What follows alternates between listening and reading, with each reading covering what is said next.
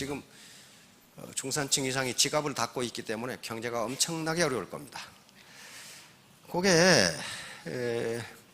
국민소득을 결정하는 방정식이 있거든요.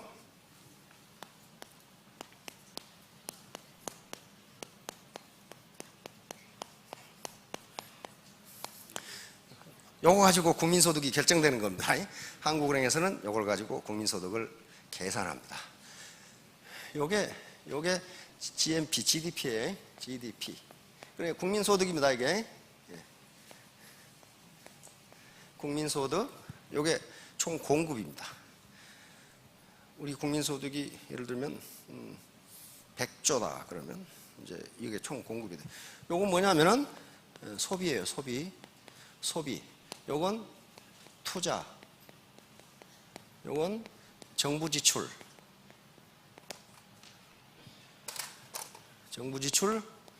X는 수출, 이건 수입이에요.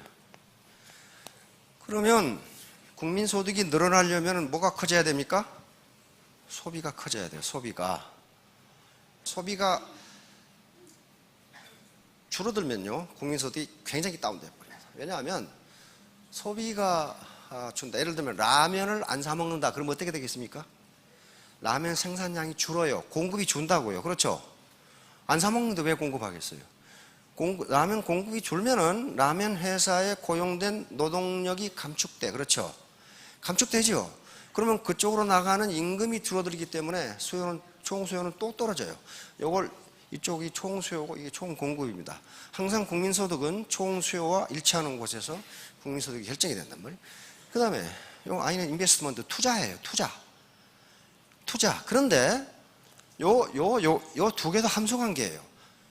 소비가 줄어들면 투자도 안 돼요. 안 팔리는데 뭐 때문에 기업이 투자를 하겠어요? 투자가 또 떨어져요. 그러면 정부는 요 두 가지를 민간 수요라고 그럽니다. 민간 수요가 안 되면 정부가 적자 재정으로 정부 지출을 늘려요. 그러니까 연초에 정부에서 뭐라고 합니까? 재정 지출을 전반기에 80% 이상 하겠다. 그 말은 이걸 늘려서 경기를 끌어올리겠다는 거거든요. 이건 X는 엑스포트, 수출입니다. 우리가 만들어서 물건을 수출한다는 것은 국내 수요가 없으니 외국인들이 우리 물건을 써준다. 그런 말이에요. 그렇죠? 써줘요. 그러면 돈은 우리에게 들어오고 우리 국민소득이 늘어나게 돼 있어요. 거기서 우리가 어떤 물건을 수입한다.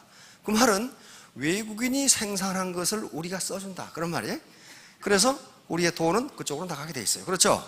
우리가 벤츠를 사면은 우리 벤츠 수입 금액이 독일로 간단 말이에요. 독일에서 총 수요가 늘어나게 돼 있어요. 그래서 이게 순수출이라고 하는 건데 총 수출에서 수입을 빼버리면 그게 수출이 우리에게 어느 정도 성장에 기여하느냐를 계산할 수가 있어요. 근데 지금 어떻게 되고 있어요? 수출이 뚝뚝 떨어져. 그렇죠? 거기다가 음에 뜨거라 하고 중산층의 소득이 떨어지기 시작해요. 지금 통계조사를 한 이후에 중산층 소득이 처음으로 떨어졌죠. 떨어지기 시작해요. 그러니까 두려워서 지갑을 안 열어.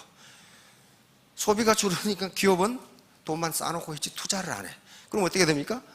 이쪽에 총수요니까 총수요가 줄어들면 그걸 공급하는 기업은 그 수요에 맞춰 공급해버려. 그러면 GDP가 떨어져요.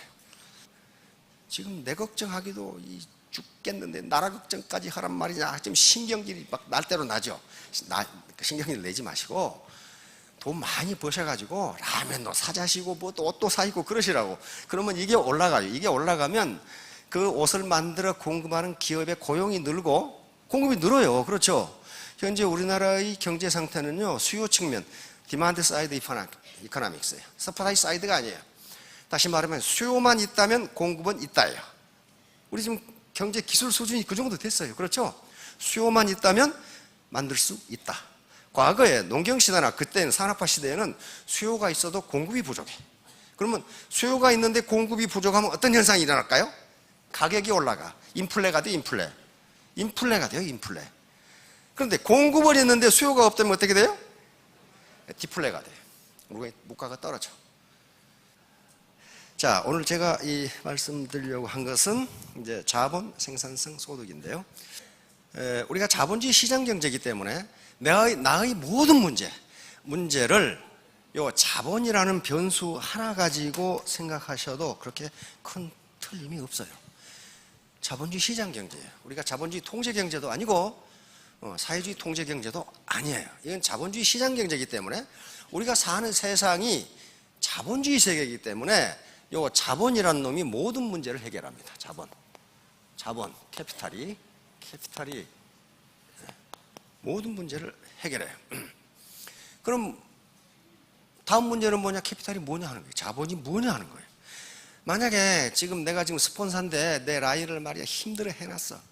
근데 어떤 놈이 형제 라인에서 야야 너희 스폰서 보니까 이 형편없어. 나한테 와봐. 내가 직급 빨리 올라가게 해줄게. 그래서 그 사람이 가버렸어.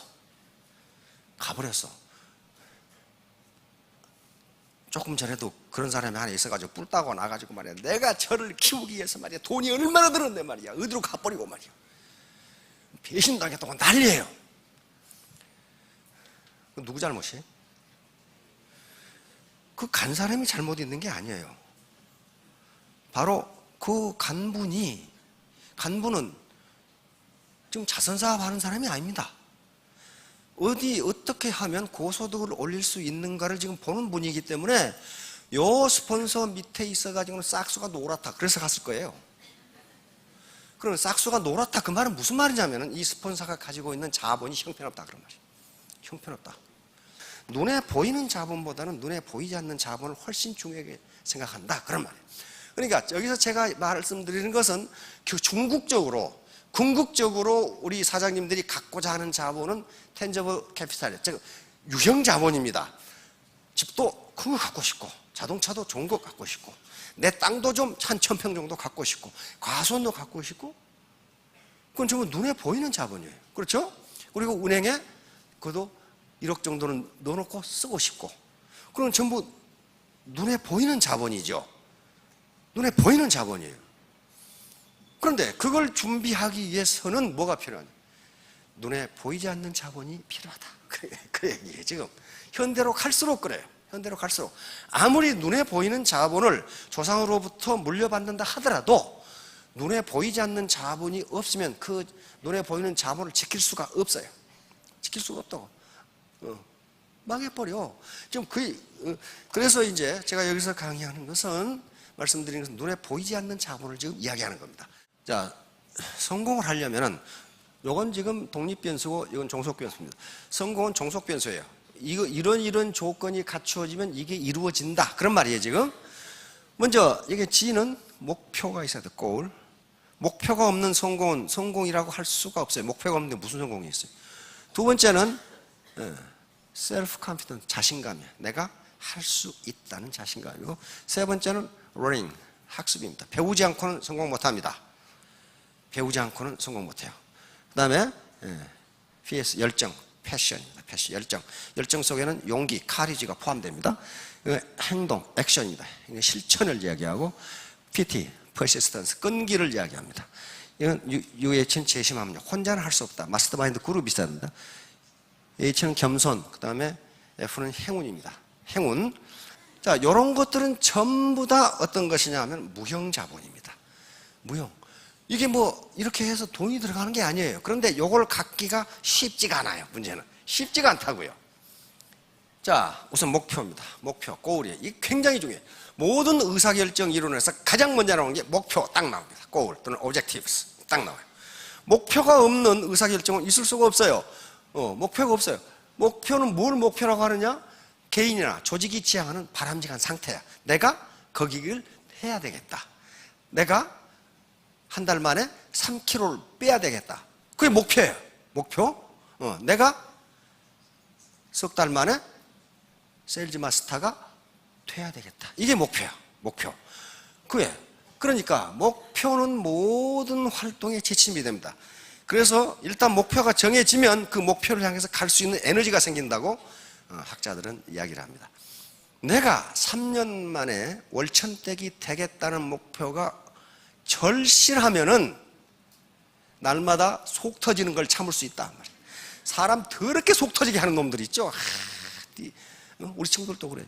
네가 어쩌다가 그걸 하냐? 혹시 너 길거리에 나앉게 됐냐? 뭐 있다고 소리를 하고 있어요. 아주 기가 칵 막히는 소리를 해. 그런데 그걸 참아내려면은 내가 하는 일이 보람이 있다고 느껴야 돼요. 그렇죠? 보람 없는 일을 어떻게 합니까? 그건 못하는 거예요. 그러니까 목표는 관역, 항구, 그리고 산정 이런 것 같은 것입니다. 이게 없으면 어디로 갑니까? 현자들은 목표를 뭐라고 했는가 봅시다. 아리스토텔레스 첫째, 뚜렷하고 실질적인 목표를 가져라. 아리스토텔레스 2300년 전에 한 얘기입니다. 뚜렷하고 실질적인 목표입니다. 허황된 목표가 아니에요. 허황된 목표가 아닙니다. 나는 1년 만에 세계 피겨를 석권해야지, 김연아를 대야지. 그거 안 되는 거예요.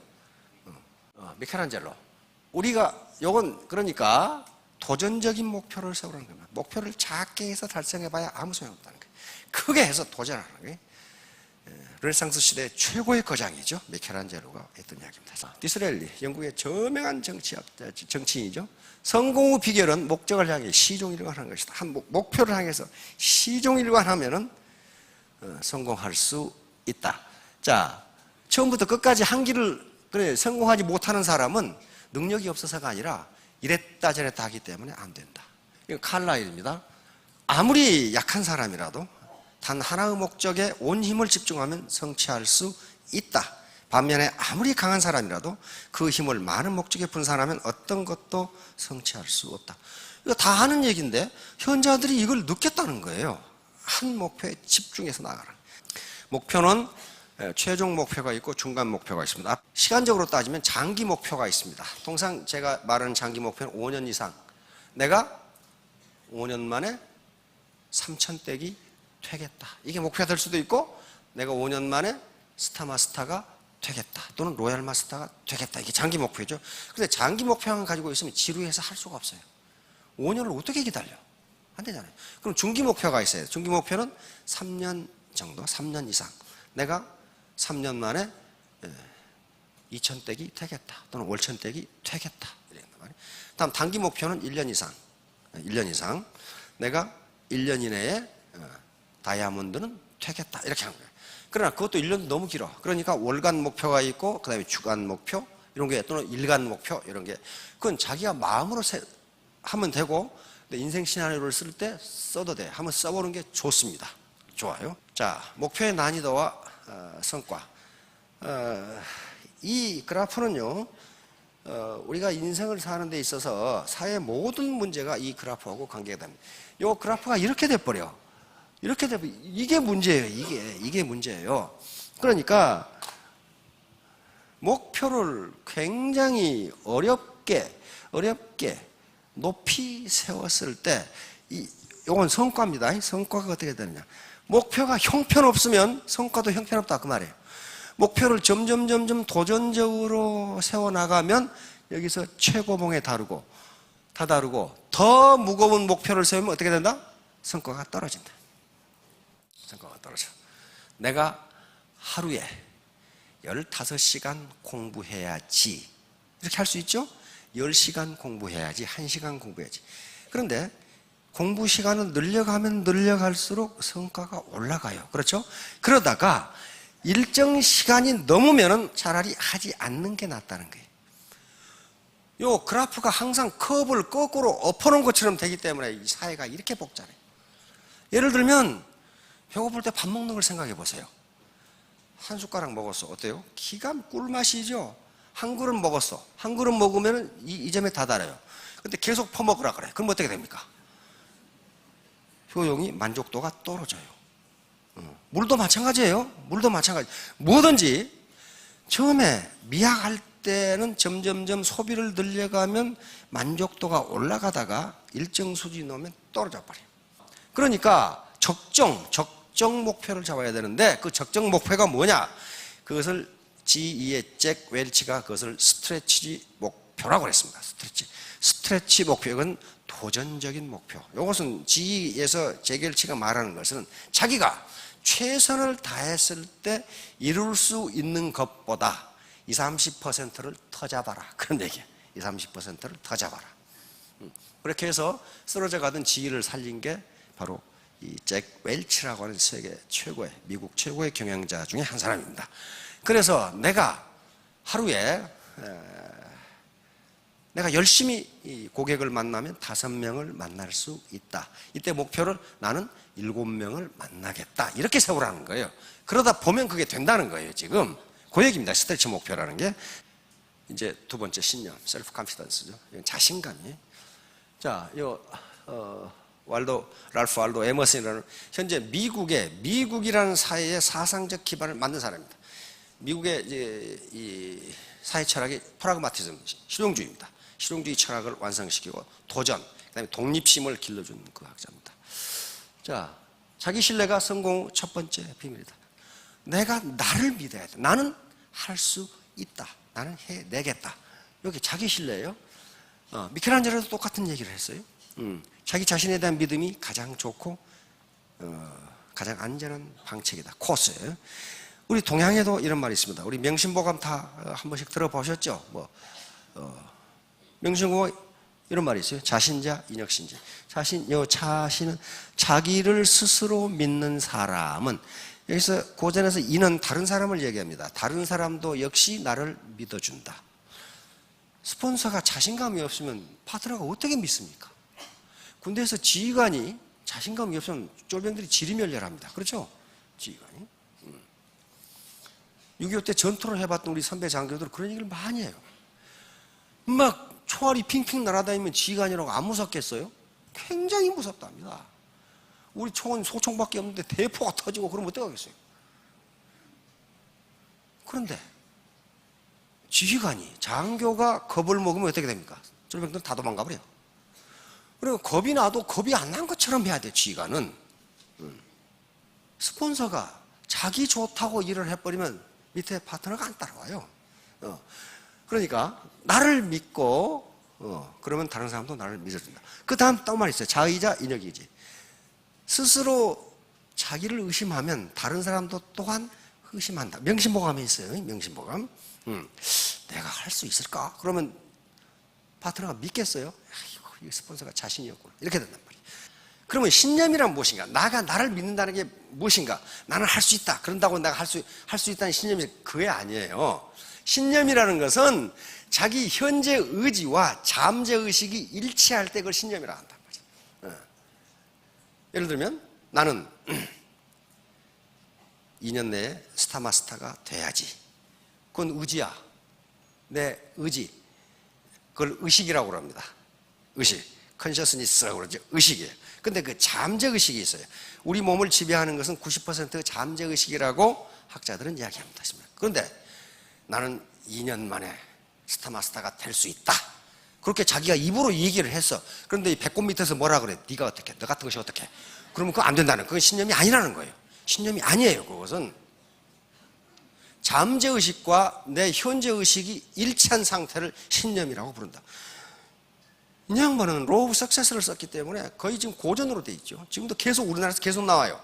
계속 나옵니다. 이게 이 책이 번역돼서 전권 번역돼서 나오고 다른 걸로 세 권으로 번역돼서 나오고 계속 나오고 있어요. 이 책이 나온 게 1937년에 나와요. 지금도 계속 나오고 있어요. 자, 그러니까 의지와 잠재의식이 일치할 때 나는 할 수 있다. 이렇게 내가 입으로 얘기했는데 내 잠재의식도 맞아. 너는 할 수 있어. 이렇게 얘기할 때 성공 메커니즘, 석세스 메커니즘이 작동한다. 다른 학자가 연구해서 보면 그렇게 돼 있어요. 습관은 우리의 행동을 지배하는 것은 90%의 잠재의식인데, 잠재의식은 이 잠재의식의 명령에 따라서 움직이는 게 습관이다.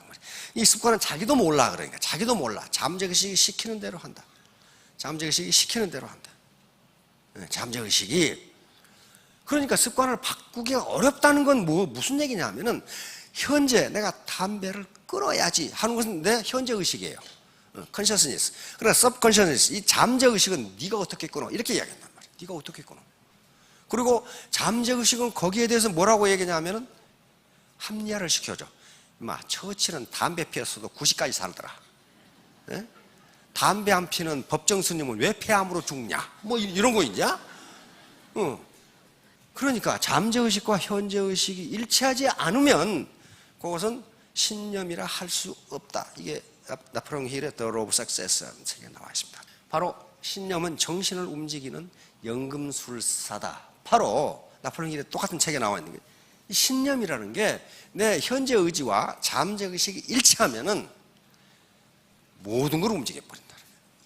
이 잠재 의식은 그것이 나쁘다 좋다를 따지지 않고 그대로 입력된 대로 행동한다. 예를 들면 담배를 피우는 것이 나쁘냐 좋으냐를 잠재 의식은 따지지 않는다는 거예요.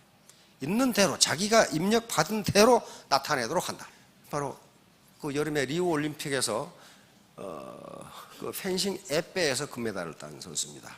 그걸 내가 자세히 보고 그 다음에 저 장면을 제가 봤어요. 그리고 인터뷰를 봤어요. 그런데 도저히 일어날 수 없는 일이 일어났어. 3라운드 중간쯤에 이게 점수가 10대 14가 됐어요. 이건 헝가리 선수입니다. 이건 우리 박상현 선수고. 그런데 세계의 모든 펜싱 전문가들이 박상현이 쳤다. 그러고 다 자리를 떴어. 우리 펜싱 감독도 졌네. 왜? 에페라는 종목 때문에 그렇단 말이야. 전신을 공격하게 돼 있으니까 먼저 공격한다고 해서 자기만 점수를 따는 게 아니고 동시에 찔러버리면 동시에 점수가 올라. 그러니까 요 박상형은 올림픽에 처음 나간 21살의 루키입니다. 그리고 세계 랭킹 23위. 요 헝가리 선수는 42세 백전 노장에다가 세계 랭킹 3위예요. 그런데 지금 시간이 1분 몇 초밖에 안 남았는데 점수가 이 모양이야. 그러니까 어때요? 이대로 끝나도 헝가리 선수가 이기고, 그렇죠? 동시타로 1점만 나면 그대로 끝나버린 거란 말이야. 그런데 이게 15대 14로 역전승을 했어. 박상형이 점수를 따려면 공격을 해야 되잖아요. 공격을. 그런데 공격을 하다가 동시에 찔러버리면 어때요? 15.1점 나버리면 져버려요. 그러니까 어때요? 상대 공격을 내가 카바를 하고 찔러야 되잖아요. 그렇죠? 요걸 연속으로 5점을 따버린 거란 말이에요. 지금 연속으로 5점을 따버렸어. 그러니까 그 세계 펜싱 관계자들이 이건 있을 수 없는 일이 일어난 거야. 진 헝가리 선수도 내가 왜 졌는지를 모르겠다는 거야 지금. 왜? 그래, 진 놈도 지가 왜 졌는지를 몰라. 박상형 선수도 지가 왜 이겼는지를 모르겠다 이거야 지금. 이 사태가 벌어진 거예요. 그래서 내가 제가 인터뷰한 거, 옛날 선생님이 말씀하신 걸 쑥 보니까 이길 수 있는 이유가 있어요. 이걸 만약에 기적이다 그렇게 해보니까 별로 게 아무것도 없어. 그렇죠? 기적은 그렇게 아무렇게나 일어나는 게 아니거든. 기적이라고 생각하는 것 뒤에는 반드시 그런 결과가 나올 수 있는 어떤 요인이 있어요. 그렇죠? 쑥 보니까 몇 가지가 있어요. 첫째는 연습벌레야. 중학교 펜싱 선생님 그랬어요. 박상형은 그렇게 탁월한 운동신경을 가진 선수가 아니었다. 그런데 연습벌레였다. 박상이 그런 얘기를 하더라고. 펜싱 시간에 자기는 새벽에 3시간 먼저 나와서 연습을 했다 그랬어요. 이게 1만 시간의 법칙이에요. 세계적인 업적을 이루기 위해서는 적어도 1만 시간 이상의 몰입이 필요하다. 그걸 했어요. 두 번째, 끈기. 포기하지 않았다. 이제 세 번째, 기자가 물었어. 올림픽에 임하기 전에 어떤 전략을 가지고 임했습니까? 박상현이 그런 거예요. 나 전략 없었는데요? 없었어. 단지 세계적인 축제에 내가 대한민국 대표로 나가서 펜싱을 한다는 게 얼마나 즐거운 일입니까? 그럼 나는 단지 경기를 즐겼을 뿐입니다. 이야, 이게 21살 먹은 놈이 그런 대답을 했더라고. 나 같으면 아주 위대한 전략이 있었습니다. 그럴 건데. 그런데 논어에 그런 말이 있어요.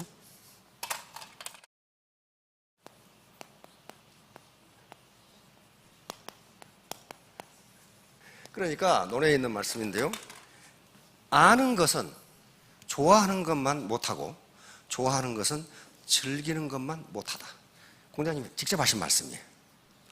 그러니까 애터미에 대해서 아는 것은 애터미 사업에 대해서 즐기는 것만 못하고 즐기는 것은 좋아하는 것만 못하다. 좋아하려면 어떻게 돼야 돼? 그게 보람이 있어야 돼요. 보람이 있어야 돼. 그리고 내가 해주고 싶은 말이 있어야 돼. 박상형은 내가 국가대표 선수가 되고 올림픽에 금메달을 따면 나같이 굉장히 집이 가난했어요. 어려운 처지에 있는 청소년들에게 꼭 해줄 말이 있다. 끝까지 포기하지 않으면 기회는 온다. 그걸 즐긴 거예요. 그 점이 또 하나 있더라고. 그리고 마지막으로 자기 암시예요. 이게 자기 암시예요. 자, 지금 3라운드 마지막 라운드에 1분 30초 남았는데 휴식 기간이 있어서, 그러니까 중간에 우리 한국 사람 같죠? 할 수 있다! 그러고 고함을 질렀죠? 그러니까 박성경이 앉아서 나도 할 수 있다! 할 수 있다! 그러고 앉아있어요, 이게. 이게 뭐예요? 자기 암시를 주는 거예요. 자기 잠재의식 속에 I can do it, I can make it, 난 할 수 있다, 이걸 집어넣는 거예요. 내가 3년 안에 스타마스타가 될 수 있고 월천댁이 될 수 있다고 믿는 놈은, 꼭 놈만은 아니지만은 이게 할 수 있고, 그렇게 할 수 없다고 믿는 놈은 할 수 없다. 자, 여러분 3년 후, 5년 후에 모두 스타마스타, 로얄마스타가 되시기 바랍니다. 예, 감사합니다.